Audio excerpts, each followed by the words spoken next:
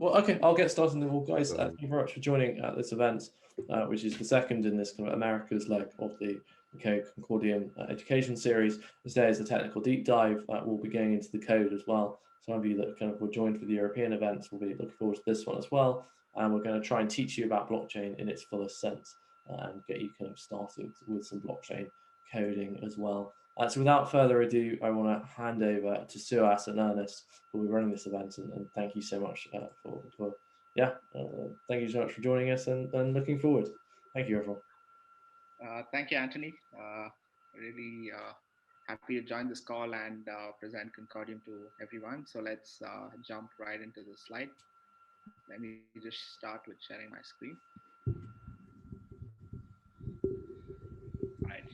I hope the screen is visible to all. Yeah, that's good. Okay, perfect. Okay, so first of all, I'd like to thank all the audience for joining in today. So from Team Concordium today, we have myself, the Tech Community Programs Manager, and also Ernest, who's the Concordium Rust Advocate. So what can you expect in the next 1 hour? So basically, we have divided this session into 2 parts. First part is going to be a presentation, a little bit about Concordium, why we need Concordium, and how Concordium is different from the other blockchains. And also Ernest is going to run you through the Rust ecosystem and also all the important Rust resources and why we need Rust for Concordium smart contracts. And we also have a live demo, which is one of the most interesting parts of today's workshop. So we have basically Ernest is going to be presenting stuff like installing the Rust toolchain, setting up the Concordium standard library, and also setting up your development environment. And also we're going to explore a walkthrough of the Concordium piggy bank smart contract and also a breakdown of some of the basic Rust programming concepts using the piggy bank code base. And also we'll have a walkthrough of how to test your smart contracts using the cargo testing suite. And also last but not the least, in the end, we are going to have a Q&A session with the audience where you can ask us any questions. We'll try to answer as many as possible. If you don't get any particular answers, feel free to join our Discord and Telegram. The whole team is there and you can feel free to ask us anything. All right, without further delay, let me just start off. So as you all know, Concordium is a public permissionless privacy protecting blockchain with an inbuilt ID layer. And so Concordium believes in extensive, industry research collaboration because we believe that it's really important. So we have a lot of scientific partners and we have a tech team and we have a science team, all of them together coordinate and collaborate to bring you Concordium. So some of the features basically of Concordium, the identity primitives at the protocol level basically preserves anonymity and unlinkability. As you all know that privacy has become a big issue in the surveillance world that we live in. And Concordium feels that it's important to address this issue, but also at the same time being regulatory compliant. And this regulatory compliance is by design at the ID layer, and also we can have de-anonymization based on court orders only. So this de-anonymization feature is an important feature, but it's something that that cannot be done by everyone. So there is a proper legal route that needs to be followed. And also Concordium is very fast and secure at the also we have also, if you participate in the testnet, you know that we got close to 2000 TPS for now, and that is without sharding, by the way. And also we have a reliable uptime with our unique two-layer consensus design. And we're also energy efficient because we follow the proof of stake mechanism. So our unique ID layer, basically Concordium builds on the advantages of existing blockchains, but also fixes some of the drawbacks. Of course, in addition to stuff like POS, regulatory compliance, and of course our finalization as a service, which Concordium provides. So we believe that the future will not be ruled by one single blockchain, but many different blockchains. But then it's also very important for businesses, especially enterprises, to sort of exist in this world with a lot of regulatory compliance and make sure that users have privacy. But at the same time, we also believe that it's going to be the future is going to be with public blockchains, and hence Concordium is a public blockchain. So our consensus mechanism, I'm not going to get in too much into the depth of this. You can read more about this on some of our research papers. We have close to 35 research papers online. So yeah, we follow a two-layer consensus mechanism, combining the Nakamoto style blockchain with an innovative BFT finalization layer for fast and secure transactions. And so we have a suite of products and tools. So Concordium provides a reference interface wallet apps and tools, which helps users make the most of the Concordium platform. We also have Rust-based smart contract support. Concordium is having various interesting initiatives, which we will speak about later. And also it compiles to WebAssembly. We also plan to support other languages in the coming future. So let's speak a little bit about fast and scalable part of this. The two-layer, excuse me for that, it's my cat. Given the two-layer consensus mechanism, Concordium achieves the, excuse me for a minute.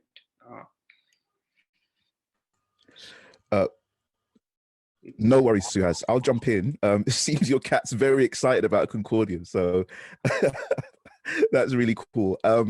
One of the things to remember about Concordium and what it means by enterprise is that it's not just about the usual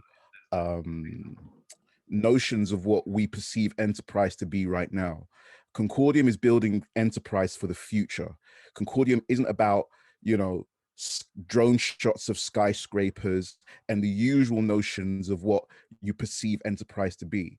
The blockchain space is so exciting because it's disruptive and it's coming up with new use cases and new types of enterprise that we couldn't even imagine before.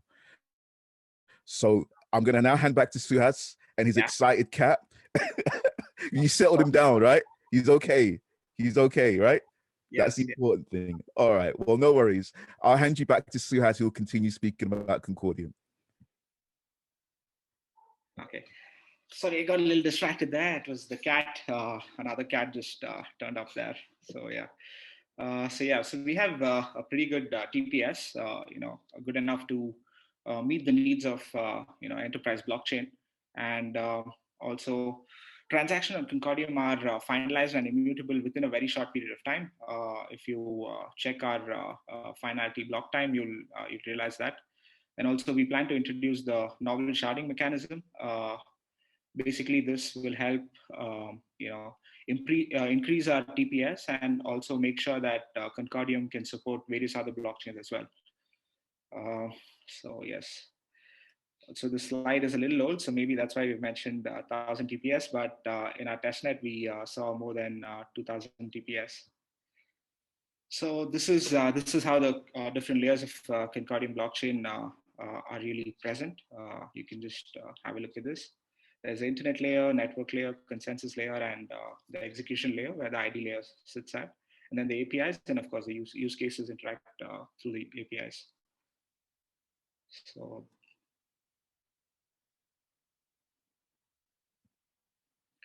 all right. So on-chain regulatory compliance and privacy, this is something really important because we always say that the future is public blockchains, but then what we fail to realize is that a lot of innovation is being hindered by the lack of regulatory compliance. So Concordium aims to help with that, and also it's designed for global operations. When we say global operations, basically what it's referring to is a big issue for enterprises is to enter different jurisdictions because of regulations and things like that. So I think that way Concordium really helps ease that, and both to the customers as well as the enterprises. And our on-chain ID system uses zero knowledge proofs, and but then the interesting part is even Concordium does not know about the data that the users are sharing. So it's completely secure because we use independent third parties there. And every transaction is cryptographically linked to verified ID object of the user, but it's also undisclosed. Also, the user has a choice of what things can stay encrypted and also what they can reveal. So that way it's very flexible. And some of the business applications, I won't get into the details here. You can drop by one of our communities. I'll save this presentation for the better part of the live demo. So identity at the protocol level, fast and secure, immutable consensus mechanism that we have. And also it's going to be cost effective. We also know that cost has been a big issue with many popular blockchains lately. So we're going to have stable transaction fees. It's energy efficient, and also we have sharding coming up to help with interoperability and also scaling, and also to protect sensitive data, and also easy to use smart contracts. We use Rust, one of the most popular languages. Ernest is going to speak why Concordium uses Rust, and also WebAssembly, and of course our ID layer, and also the unique two-layer approach that we have. So a lot of use cases, right from static registry to smart contracts, and to the ID layer, to dynamic registries. When you say dynamic registries, it could be fraction investing, drug supply chains, and things like that. And of course, we also, when we speak about enterprises, it also includes payment infrastructure and also stable coins. Very interesting experiments are happening with stable coins, and Concordium will definitely support a lot of these use cases. So what can you expect? Smart contracts and app developers should get engaged with the community. You can find us on our website and also the communities there. Also, Concordium provides white label solutions for strategic partners. So a business can actually run Concordium at the finalization layer without actually, letting their customers know that Concordium is being used. And of course, finalization as a service, which is again an important service for Concordium. Also, we have the DevX initiative coming up. So we plan to, nurture a lot of innovation, and also help build new products and ideas through the DevX initiative. Ernest will be speaking a lot more about that too. We are a huge fan and support of the Rust Foundation. So yes. So now I hand over the presentation to Ernest, who's going to give you an introduction to Rust and also the tooling available. So yes, here you go, Ernest. Thank you very much, Suhas. I'm going to share my screen first. And I also want to make sure that I punctuate my point. So the point that I was making when your cats were having a bit of a fight outside, right, was about what enterprise means in the context of Concordium. The main point that I was trying to get across is that it's about the innovative new types of enterprise use cases that we can't even think of right now, or are just starting to unveil themselves in disruptive ways. I'm sure everyone on the call has seen a lot of the noise and the innovative disruption that NFTs have brought to the table, and that's something that we couldn't have imagined even 2 years, 5 years ago. So Concordium is a platform that doesn't want to compromise on what you get in terms of speed and reliability. That's the key thing, and that really overlaps with the Rust programming ethos as well, which I'm about to get into now. So can you see my screen, Suhas? Yes, yes. Great. Okay, so my name's Ernest. I am the Rust developer advocate at Concordium. I'm also the community lead for the Rust London user group. And I'm here to present to you Rust as a programming language as a whole, some of the history and the ethos behind the programming language, and also I'm going to share with you and get into some live coding where we will see how to get yourself started with Rust, how to get yourself set up with Rust, and how to write a Rust smart contract. This will be based on the piggy bank tutorial that Concordium have available to you. I'm going to share that GitHub repo in a moment. So if you want to follow along, if you want to try and get involved, or if you want to just have it there to reference for another time and to, you know, try out all of the stuff that we're saying, you're going to be able to see that, have this video to reference, and then be able to try out the things yourself. So I'm very excited to share this with you, and I hope this makes sense. So the Rust programming language. Let me just click on the slide. Rust is a systems programming language, and its core USP is memory safety, safety at compile time. Rust targets safety, concurrency, and speed. And its true ethos, the new tagline that's been sent out there by the Rust Foundation, is that Rust is a language that wants to empower individuals to create reliable performance software. And this comes back to what I was talking about with the alignment of philosophy and ethos between Rust and Concordium. Concordium's trying to build a platform that's reliable and safe for developers to build all kinds of incredible use cases. And Rust as a programming language, using Rust both at a protocol layer and as a smart contract language at the application layer, is pretty much, in my opinion, the best choice for that. Because as an ethos, it's built to empower you to create safe, concurrent, fast programs, systems. Rust as a programming language sits in benchmarking between C and C++. Again, this comes back to not having to compromise. You get the memory safety that you would get with a language like Python, but you get the speed of a language like C and C++ because of the ownership and borrowing model that is baked into the language at compile time. So if you look at different benchmarks online, you'll see that Rust sits in speed between C and C++.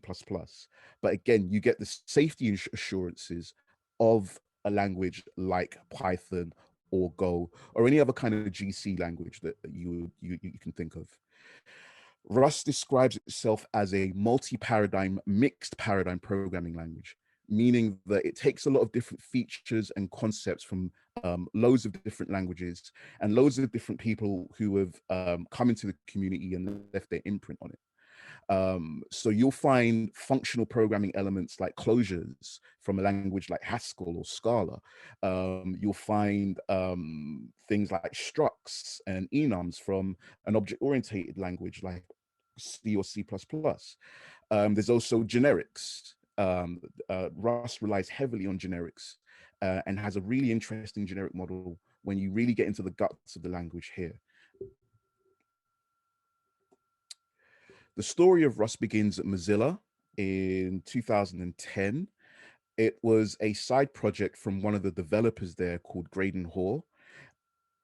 Rust was developed as an antidote to a lot of the memory problems, things like stack overflows, memory leaks, that Mozilla was facing with their large code bases, mainly Firefox.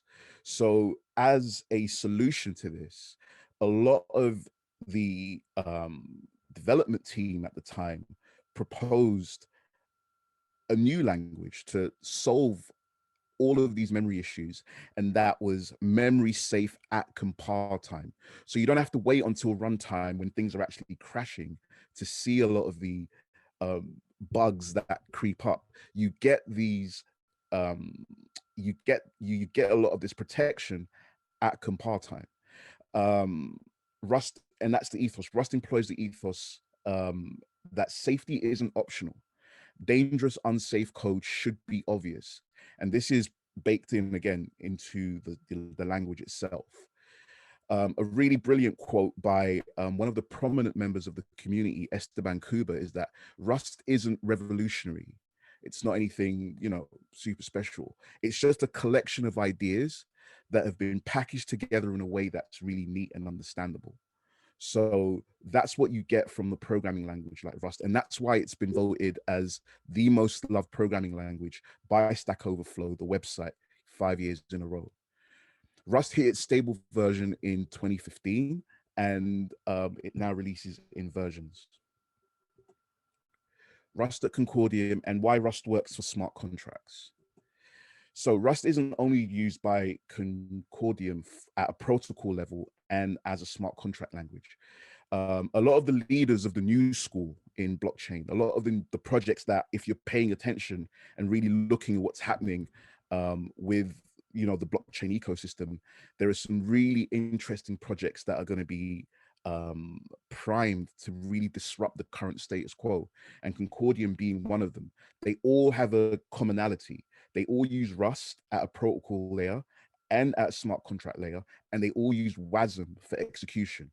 So IOTA, Polkadot, Nervos, Near Protocol, and Concordium, they're all using Rust, and there's a reason why.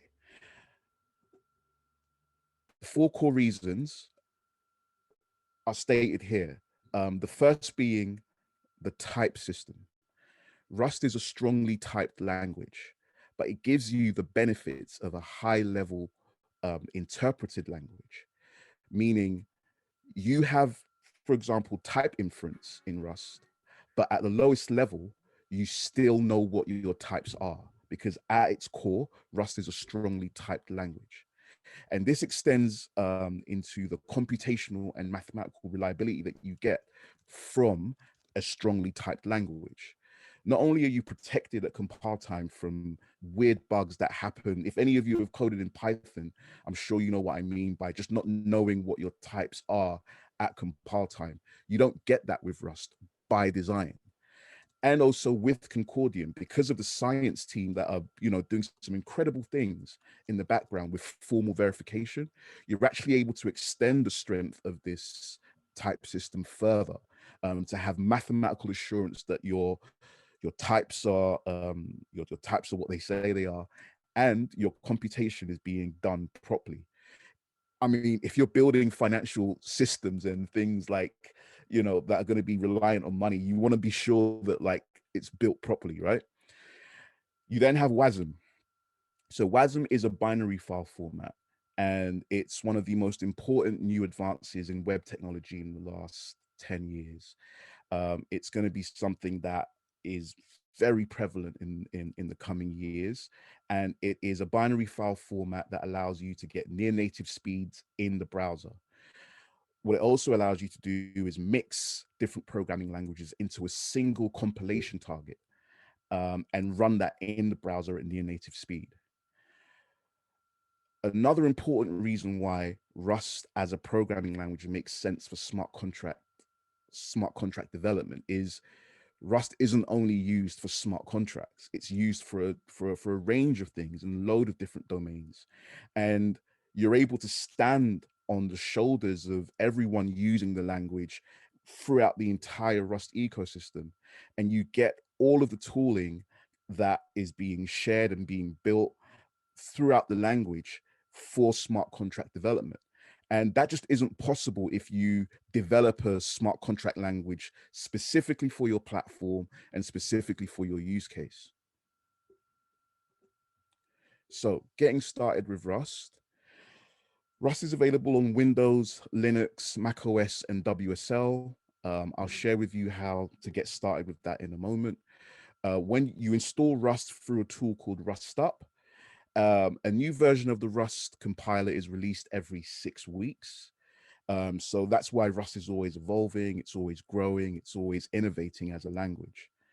And when you install the Rust toolchain, the basics, the core components that you get are the Rust compiler, Rust-C, Cargo, the package manager.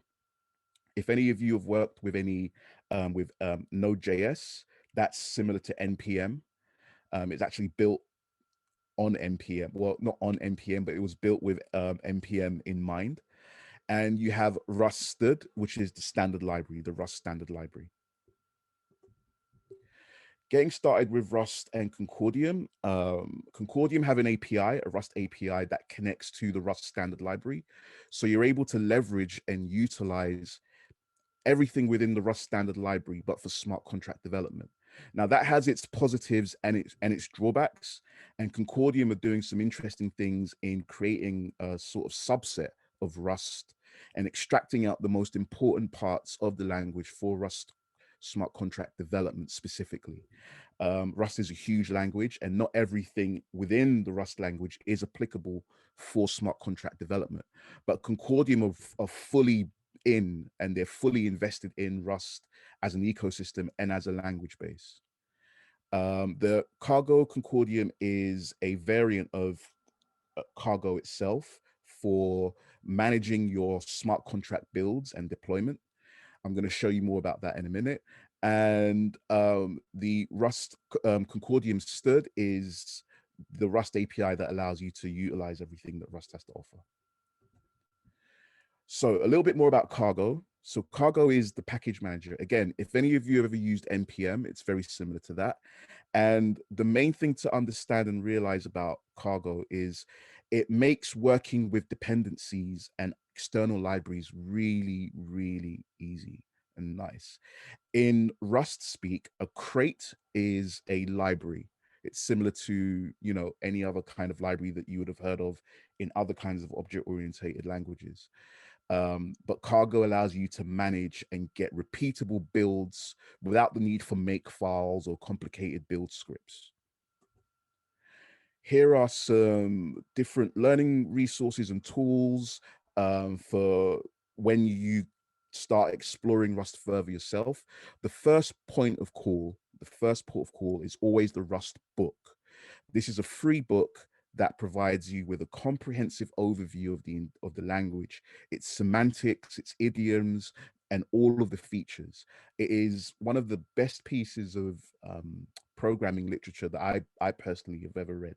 It's simple, it's clear, it doesn't go into any kind of verbose language. It's focused on helping you get in bootstrapped and up and ready with the language as quickly as possible.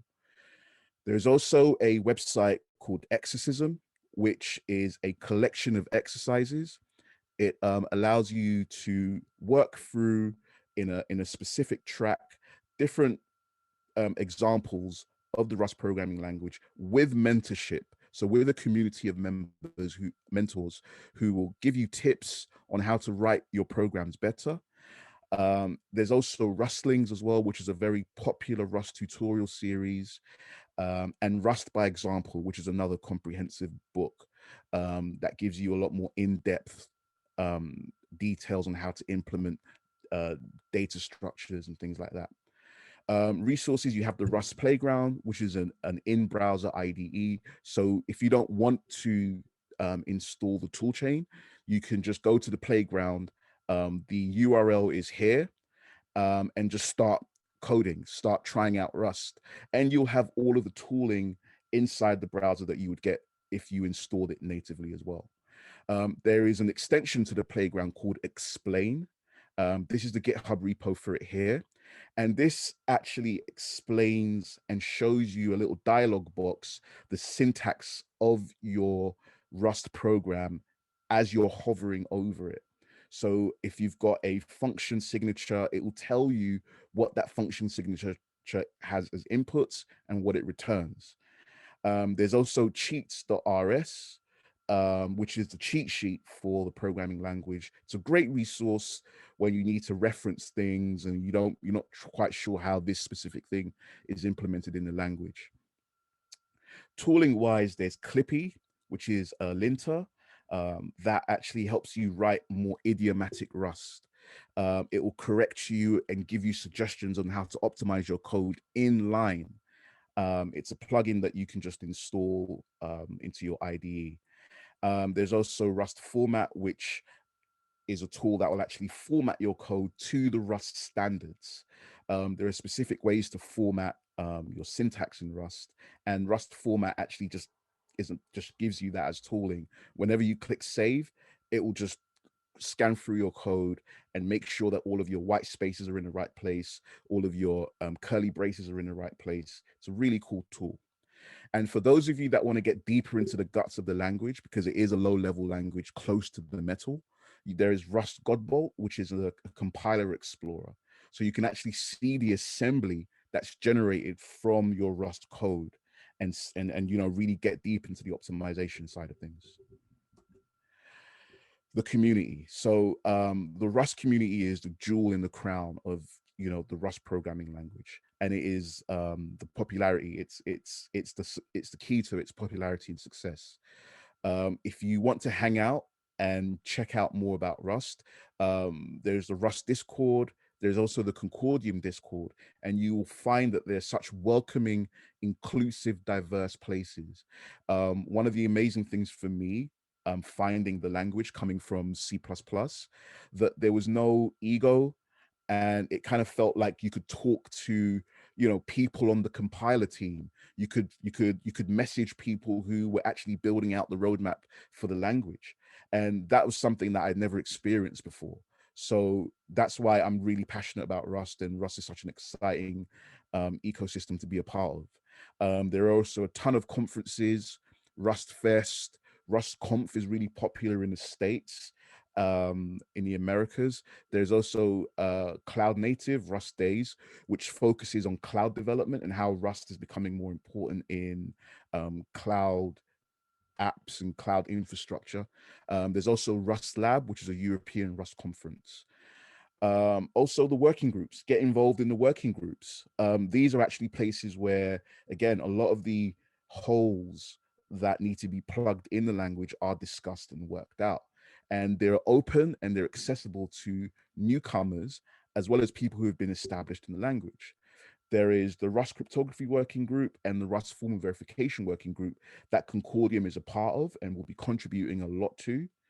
There's also the Rust async working group and the Rust embedded working group as well.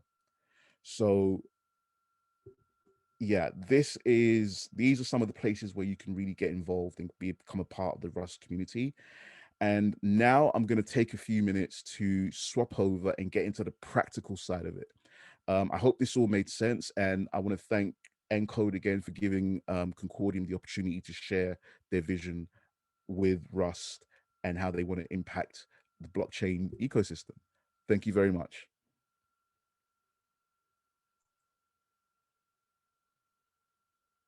Right, I'm just going to take a few minutes to switch my screen, and then we'll get started.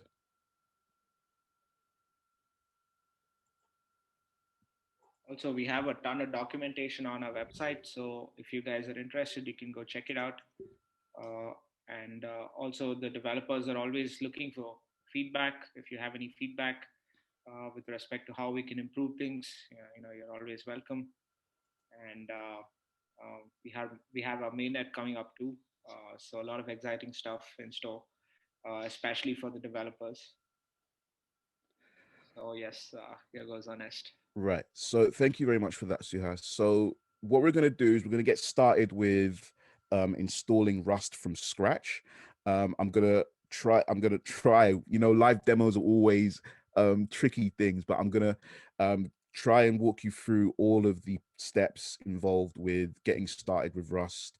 And then we'll get into the actual piggy bank tutorial, which is a smart contract written on the Concordium blockchain. So as I said in my slides, Rust is available on Windows, Mac OS, Linux, and WSL. So the first place you always want to start is this website here, rustlang.org. You can just click the big get started button.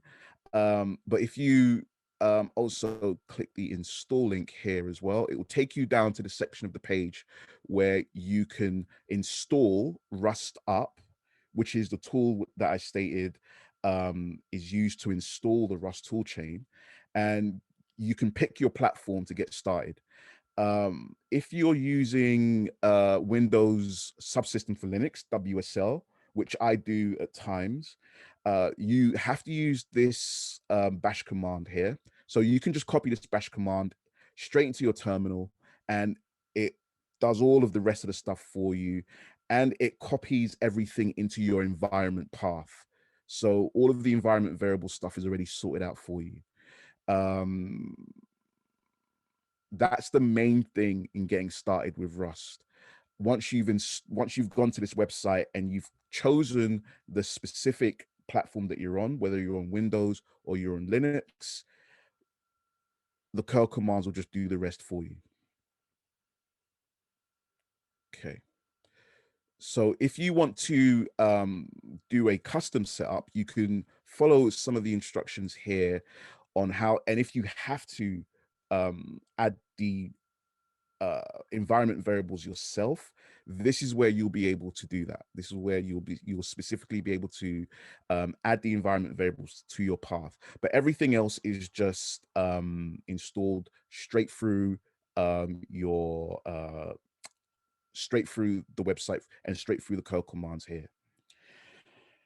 Now, the two main IDEs that are used for Rust development are Windows Visual Studio Code or IntelliJ CLion with the Rust plugin installed. Those are the two most popular IDEs that are used. I personally use Visual Studio Code. I'm going to switch to that screen now.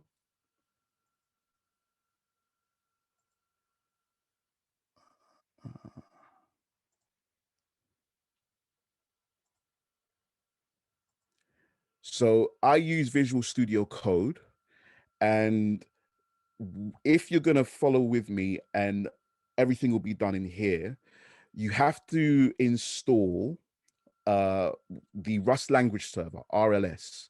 So to do that, you go into extensions.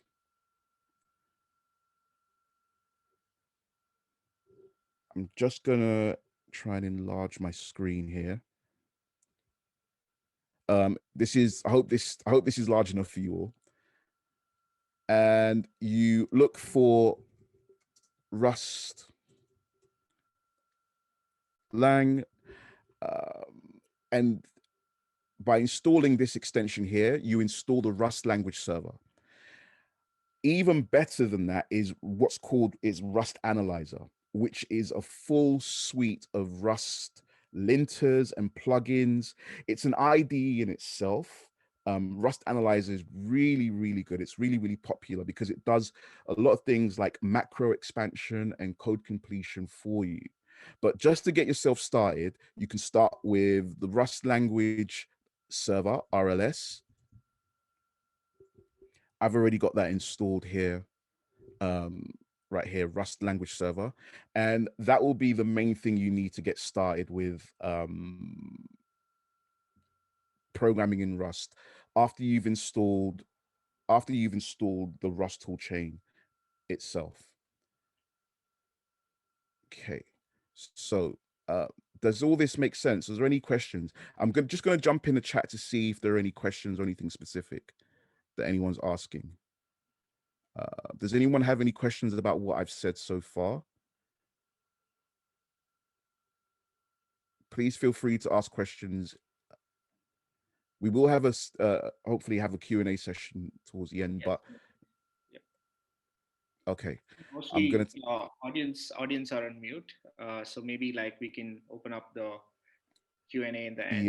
Yeah, or just feel free to type any questions in the chat, and then I'll pop in and have a look at them again. So now that's getting started with Rust in general. To get started with Rust Concordium or Concordium Stud, you need to go and right here. So this is the documentation and the developer documentation for Concordium Stud and developing smart contracts in Rust on the Concordium platform. There is a suite of software that Concordium has built specifically for smart contract development, and it's available here. I'm just going to find that for you now.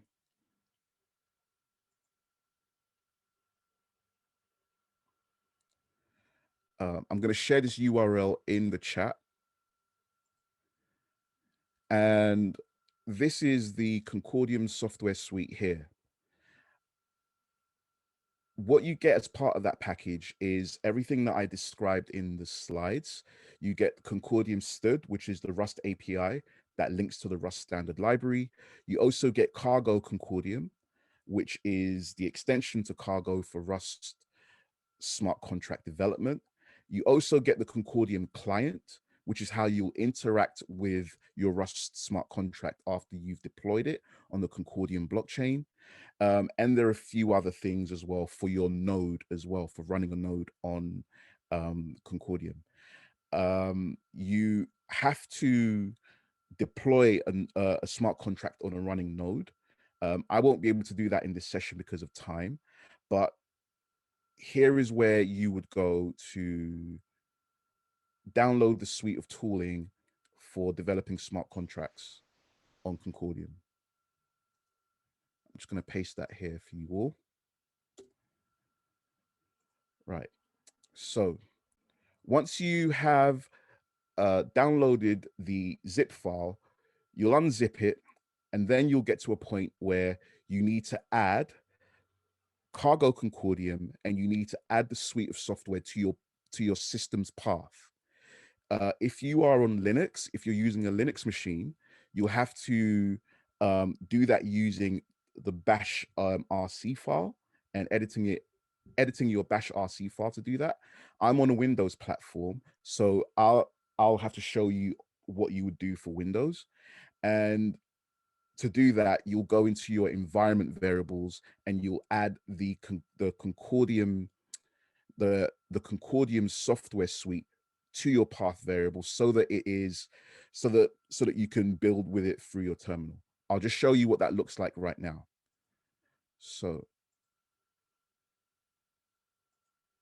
if you can all still see my screen. Here is the Concordium software suite here. These are the different tools that I've just described: Cargo Concordium, the Concordium client, the Concordium node. This is for running a node on Concordium. And also the Cargo Concordium gives you Concordium Stud as well. To add it to your environment variable, you'll need to go on Windows, you need to go into your user account through the control panel, and you'll have to go to change my environment variables.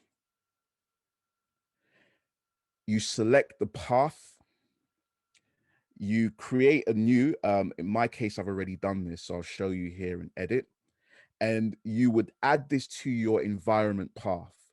So you can see here that I have Concordium software Windows in my environment in variables, and that allows the Concordium suite of software to be accessible. Once you've done that, to check that everything works, you go into your terminal and you type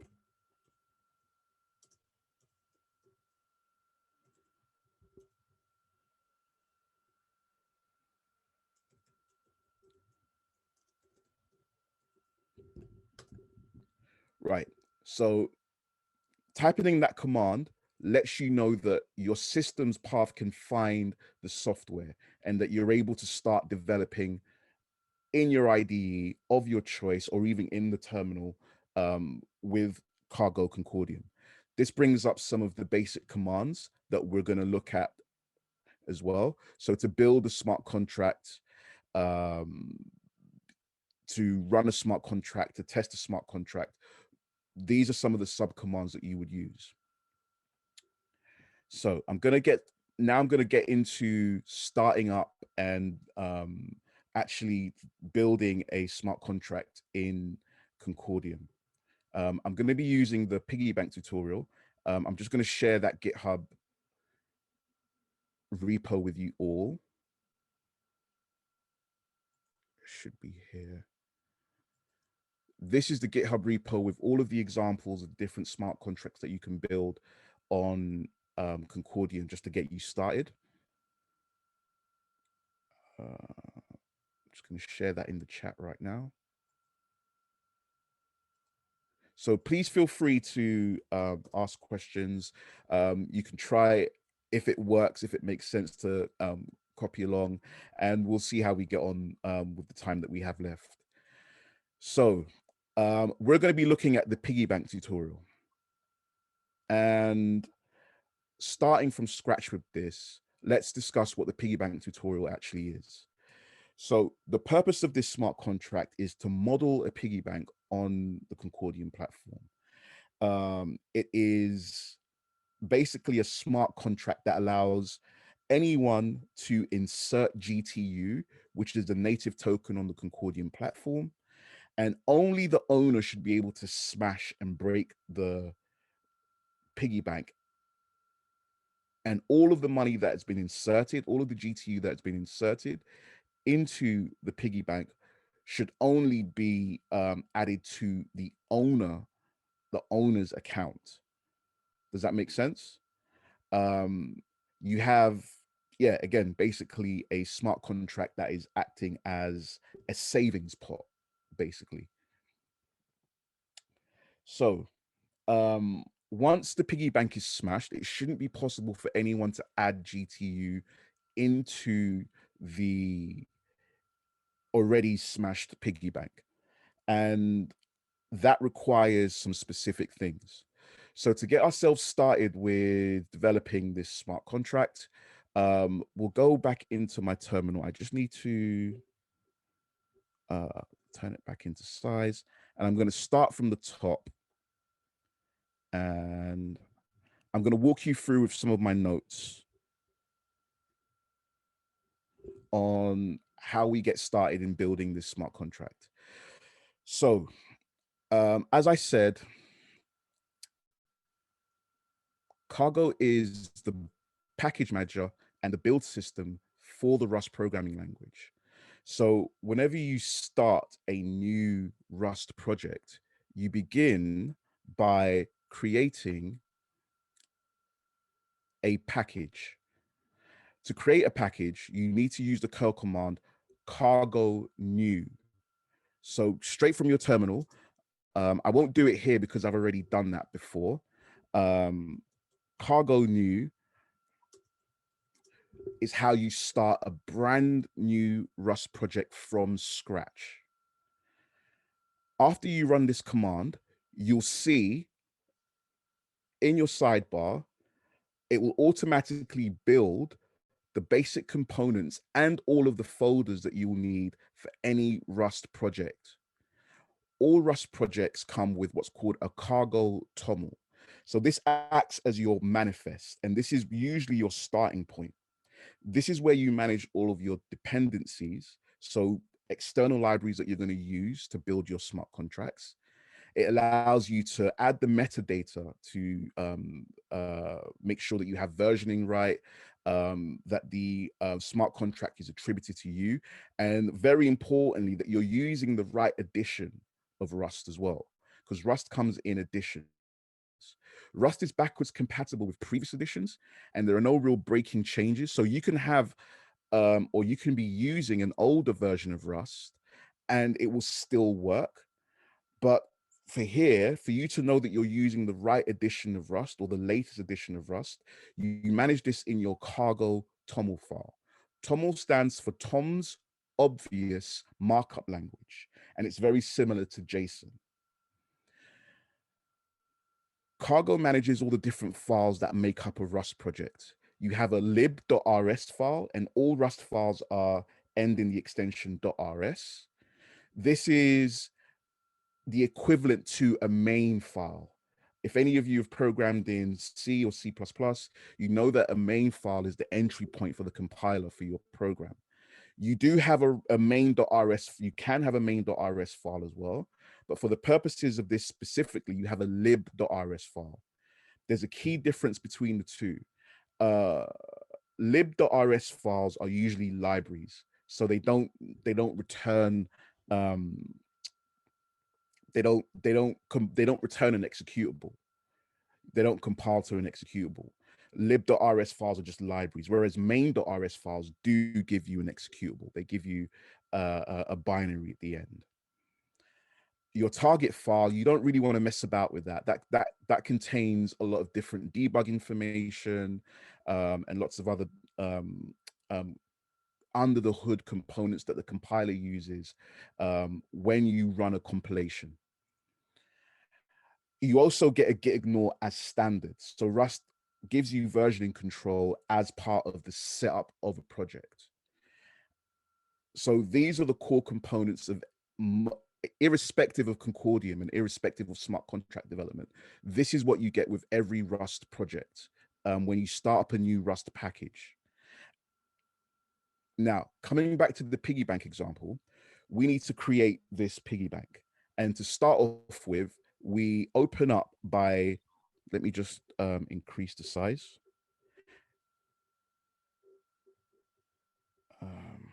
We had a member request if you can use, if you can zoom in a little bit.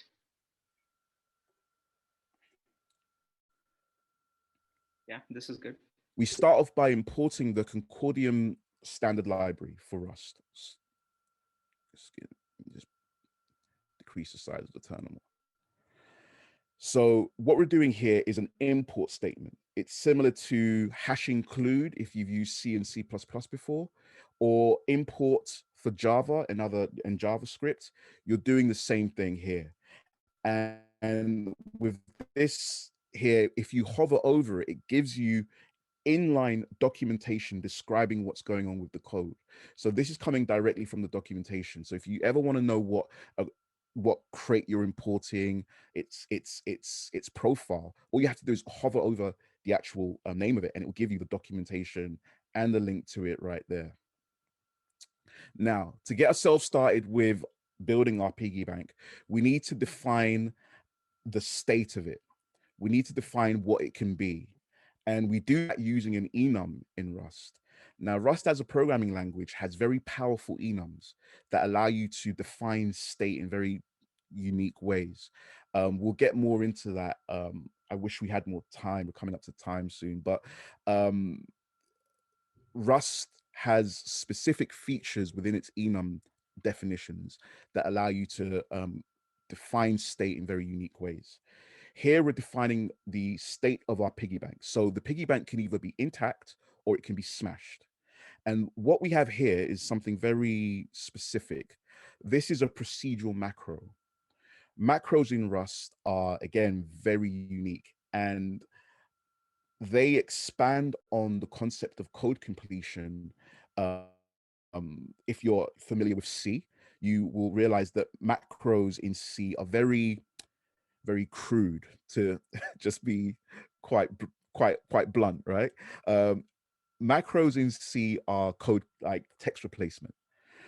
In Rust, macros actually have specific attributes that they can be and that you can add to them. This was a big game changer, especially when it comes to memory safety and memory leaks. With macros, in C, type safety is a minefield. Trying to figure out what your type is after you've created a macro that just is global is a minefield for type safety and memory safety. Rust has looked at that and has added features specifically for this. So this is a procedural macro that wraps this enum in a specific attribute. And it's giving the attributes that this is going to derive serialization from another Rust library called Serde. It also is telling us that there's going to be some partial equality.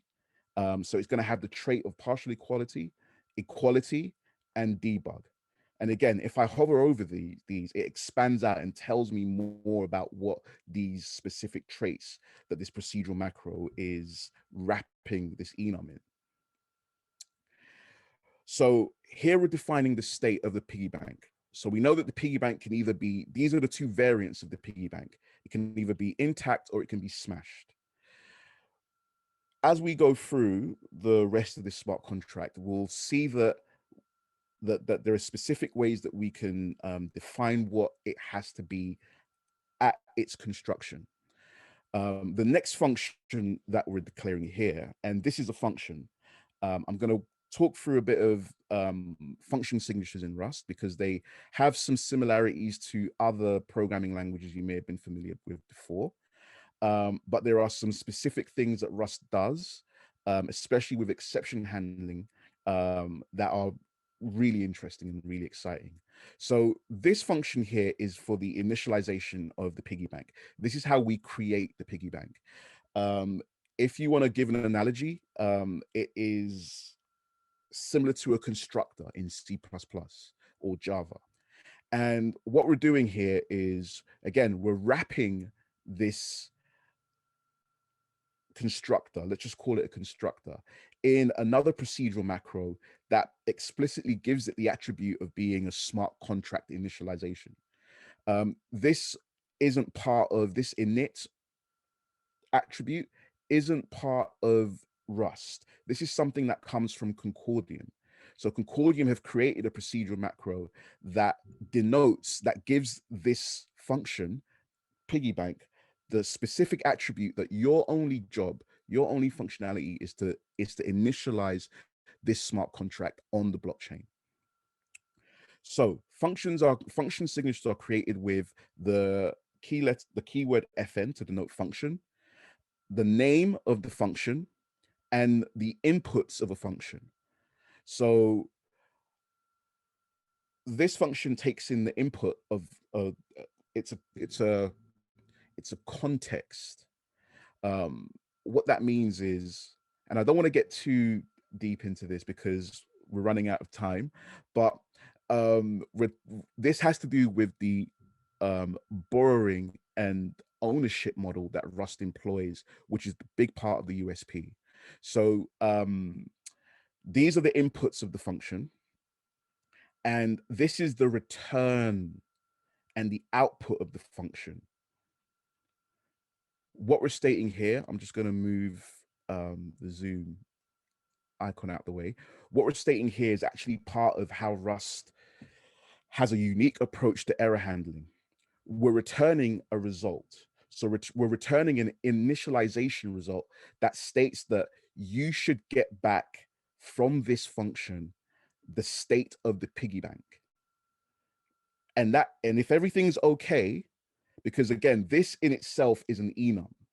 So result is an enum that returns one of two variants: if everything's okay, or if there's an error. Now, if everything's okay, the initial state of the piggy bank will always be intact. And we'll look at this in the testing part of because we can test for this as well. So here we're creating the initialization of the piggy bank. We've wrapped it in a macro that denotes that it is an initialization type of function. And we're setting and making sure and checking that whenever we create a new piggy bank or a new savings pot, that it has to be intact. The next function that we have is a receive function, which is the equivalent to methods in Java or member functions in C++, same thing. So a receive function is a functionality that happens that changes the state. And again, we're doing the same thing. We're wrapping it in an attribute macro to denote that this is a receive function. We're creating this is the entire function signature here. We have the name of the function, which is piggy insert.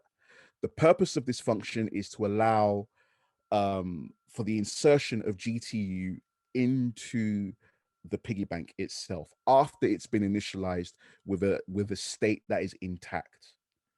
Now, Rust is an expression-based language, which means that it doesn't have return statements per se, but everything has to resolve to a type. How are we doing for time? Hello? We can go over by five or 10 minutes if needed. Hello? Yeah, how are we doing for time? We're happy to, if you're happy to continue, we can keep going for a few like 10 more minutes if you're all right with that. Cool. I'll just finish off Sure. this part of things, and then I'll take some questions if there are any.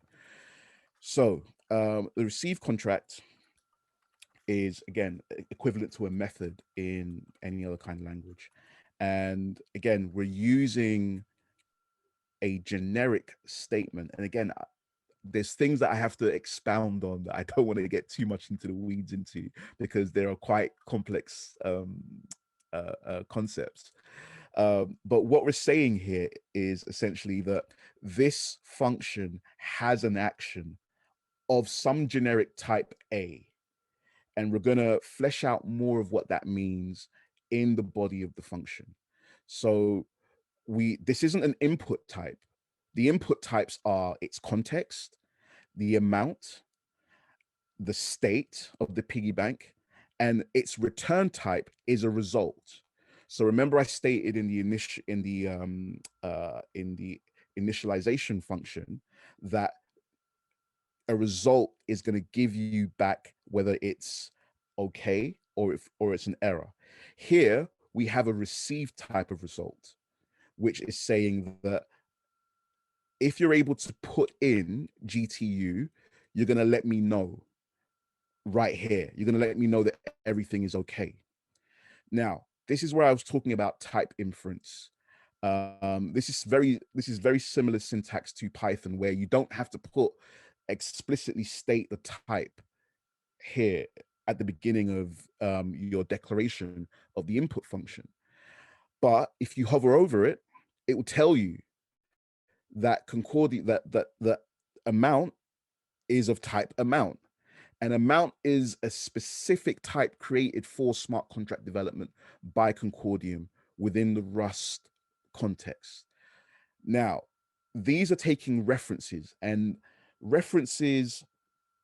pointers, and memory management in general is very important with Rust, because Rust is a non-garbage collected language. So you do have access to the memory.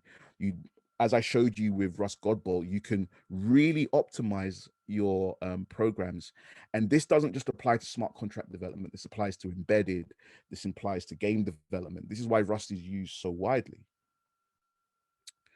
What we're saying in the body is we are using a macro. So anything with an exclamation mark at the end is a macro. And we're ensuring that the state of the piggy bank is intact. This is, again, the syntax of Rust can look a bit intimidating, but when you kind of abstract yourself away from the symbols and some of the way that it's written, you can see that it reads quite explicitly. So what we're doing here is we're ensuring the state of the piggy bank is intact. You could almost read that in line. And here is saying that if everything's okay, we're calling itself. It calls itself back. That's what's happening in the body of this receive function.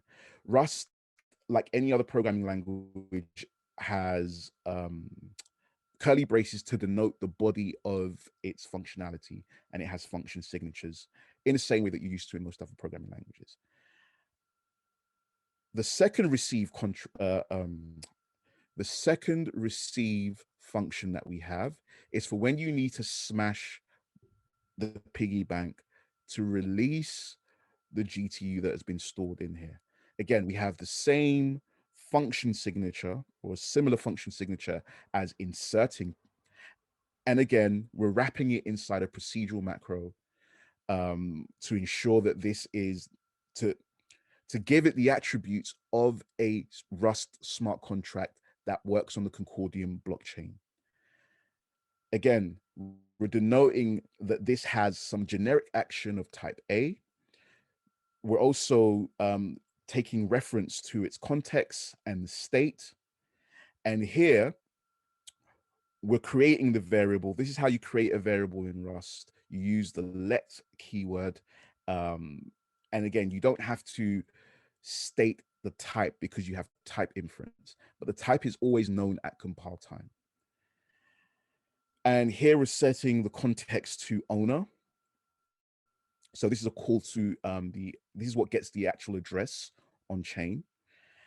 And we're ensuring that the sender matches the owner's, like a reference to the owner's account. Same thing here. We're ensuring that at the time that this was smashed, that the state was intact, because you can't smash a piggy bank that's already been smashed. Here is where we change the state, or we set the state to the other variant of the enum to smashed. And the balance should return here to the owner. This is what we're calling here. So this is a callback to itself. And we have, again, an okay statement to make sure that all of that's been done, because we have a receive result here of generic type A, which is defined and expanded on here. Does this make sense? Because I'm starting to... Any questions? Any questions in the chat? Are you all still with me? Yes, yes. Okay. All right. So I'm just going to very quickly run through testing, how you test a smart contract, because this is, again, the beauty of Concordium using the Rust programming language. You don't have to reinvent the wheel. You don't have to build tooling from scratch. You can leverage all of the tooling that's already there, and that's being built by a wider ecosystem. That's being built by a wider thing that's greater than yourselves. So testing a smart contract in Rust on the Concordium platform is like testing any other thing on Rust.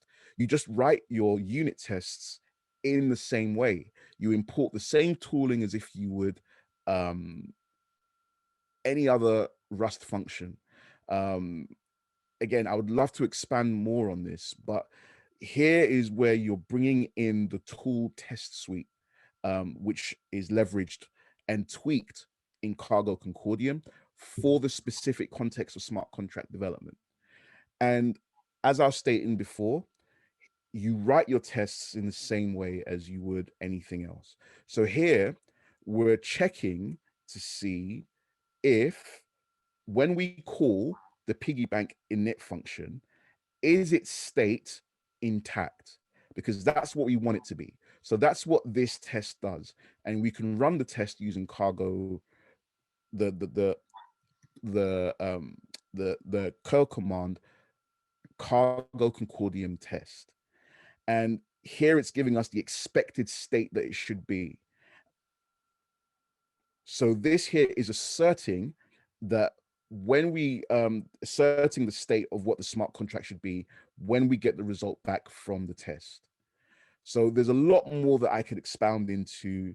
It's always tricky doing like run throughs on a video call, because it feels like you're speaking into the void. I hope this makes some sort of sense. There are a ton of tutorials. There are a ton of smart contracts that you can go out and play with. I hope this has sparked some interest for you to kind of get in the mix and at least try Concordium out for Rust. Because again, when you're learning Concordium smart contract development, you're learning Rust, and that extends to anything else that you might want to do with Rust as well. So there's a lot of win-wins here. Thank you very, very much for this, and I'm going to hand back to George. And yeah, let's have a chat. Let's take some questions and see if you have any questions about Concordium or Rust or anything else. Thank you very much. Awesome. Thank you very much as well, Ernest and Suhas. That was very clear as well. And we do have a question in the chat. So kind of what's next? So once you compile it, what do you do after that? What's next for what? But the question is, so what? Then compile it, then do what? Maybe you could expand on that a bit more in the So when you compile it, you then go into the Concordium client, and that's how you interact with the smart contract. Things are still developing, and there's going to be front end interfaces where you can actually see the interactions that you're programming. And that's pretty much what you do. You go through the Concordium client, which is also part of the Concordium software test suite, and you run that, and that's how you can interact in the terminal with your smart contract that you've built in Rust, Concordium Rust. I hope that makes sense. If I need to clarify, I'll try and clarify on that. But Awesome. after you compile it, you deploy, and then you interact with the smart contract through the Concordium client. Awesome. Simon's asked, would it be possible to quickly run it and show? I'm gonna yeah. Let me try and do that. Awesome. Let me go back in. Just give me a sec. I need to get my terminal up. Okay, I'm gonna share my screen again. Yeah.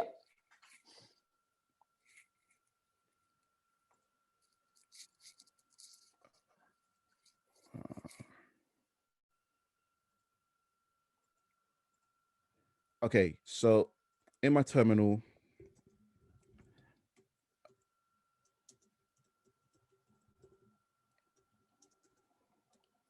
right. So everything's all good there. As with everything, on a live demo. Oh, let me just. So to run a smart contract, you do cargo Concordium build. Right. So that's the command that you would enter in. Cargo Concordium build. Oh, and now I can't type. Oh, okay. Yep. As you would expect with a live demo, this worked fine when I set it up, but with a live demo, it always goes to hell. All right, here we go. So the errors that you get, now this is a good thing because you get to see some of the error messaging. And this is a really simple noob error because I'm nervous. So I haven't CD'd into the actual contract. That's why it's giving me that error.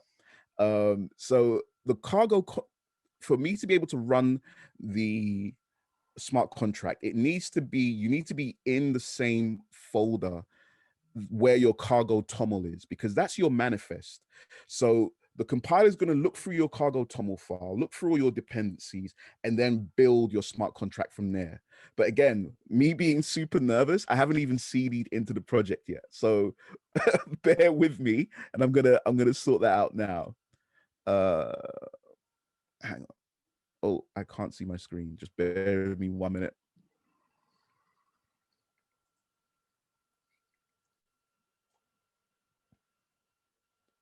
Okay, I'm just gonna stop my screen share. Sure. And then there's dialog boxes everywhere and floating docs and everything. So just bear with me. Oh, okay. No, you know what? I'm good. Okay, so let me actually go into the project first, right? So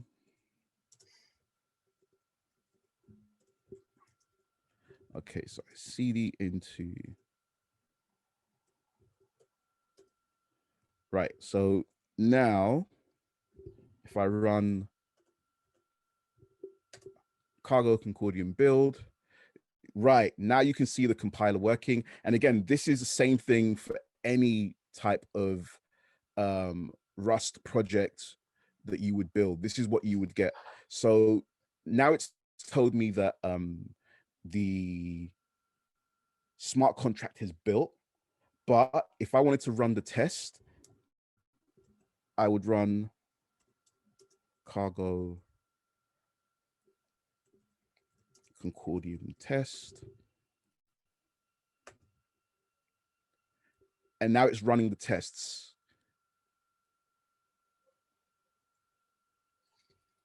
So the output that it gives me, oh, I'm trying to move that out the way so that you can see this. Again, this is no different to building anything else in Rust. If you were making a game, if you were writing for embedded software, hardware, this is what you would see. So now it's giving me the results, and init function works as it should. I can optimize and I can add more context to my tests so that I can get specific feedback from it. But that's something, again, that you have to really get into when you start to explore the Rust test suite itself. I hope that was enough. Did that satisfy the running? Because this is pretty much what you get when you run a project in browser. Deployment is something different. You have to have a node running to deploy the smart contract, and then you have to go through the Concordium client to actually interact with the smart contract that you've built in Rust. I can't have a node running on my laptop at the moment, just because it will take too long and it'll be too awkward. But this is pretty much the process. And you know, with other people that I've spoken to, friends in the Rust community who have tried this and had no experience of blockchain development, they've always given me pretty much consistently given me back the answer like, man, this just feels like I'm coding in Rust as normal. There's no difference. So yeah, I hope that makes sense. Are there any other questions? I think there's one final one from Tony, who asked, and I imagine this will be kind of a similar situation for a lot of our audience, that they have experience in coding smart contracts in Solidity. Yes. Is it much different given that that Concordium uses two kinds of programming language? Is the logic very different at all? Smart contract, Concordium uses Rust for its smart contracts development. Haskell comes in at the protocol layer. Mm-hmm. But for developing smart contracts, it's Rust. So you would use Rust as the programming language. There isn't much difference. I mean, again, I have a bias towards Rust. I've tried Solidity development before, and it comes down to the simple fact that there's a lot more being done with Rust than just blockchain development or smart contract development. So you get so much more shoulders to stand on. There's so much more available to you in terms of tooling and just the wider ecosystem of things and support than just the one context that Solidity is used for. And also that extends use cases, because there's things that you can do with Rust that you just can't do with Solidity. Like the formal verification, the strength of the type system. I mean, there was lots of, you know, in the early days of Solidity with, you know, floating points, there was a lot of awkwardness with that. Rust just has that from it having to be a strongly typed and a strongly based language in its foundation. I mean, so it's a strongly typed language, and it has a strong foundation because it's being used for Firefox. It's being used for a ton of other things as well. So that's just my opinion. That's my personal bias. I am a Rust fanboy, so that's what you're gonna get from me, to be honest. I think, I mean, I don't think it's just a bias, you know. Rust is also a very rich language. And also Solidity features are sort of easier to express in Rust as well. If you see that I dropped a comment earlier. So I think that way, like, Rust is very, very rich when it comes to the possibilities. Yeah. Solidity seems, yeah, okay. Fantastic. I think that's all the questions from chat. So again, thank you very much. I think there might be one. Hang on. Someone says, how many different Rust commands are there for Concordium? They're the ones that I showed. I'm gonna bring them up again here on the screen by doing Concordium -- help. So far, Concordium have cargo Concordium. There are these 3 subcommands: build, help, run, and test. You also have these flags that you can add onto it, but these are the subcommands that you have for cargo Concordium. That's what you have for now. More will be developed as the need, but for you to actually get what you need from Rust smart contract development, these are the 4 subcommands here. Fantastic. Yeah, we have a question about the internship, but I'm sure, Tony, that Suhas will be able to take any inquiries about that in their Discord. I think the link is in there, just above. Maria posted it in. Posted, and we are always open to talented developers. Not only just an internship, we also have the DevX initiative that Concordium is launching. So if you're someone who's a developer, then there's more than enough room for you at Concordium. So please reach out to us and share your ideas and thoughts. We're always open to it. Fantastic. Well, thank you again, Suhas and Ernest. It was a fantastic session, and thank you for everyone for attending and listening to the workshop. In terms of Encode, I'll just post the Encode Discord in the chat for anyone that isn't yet in the Discord.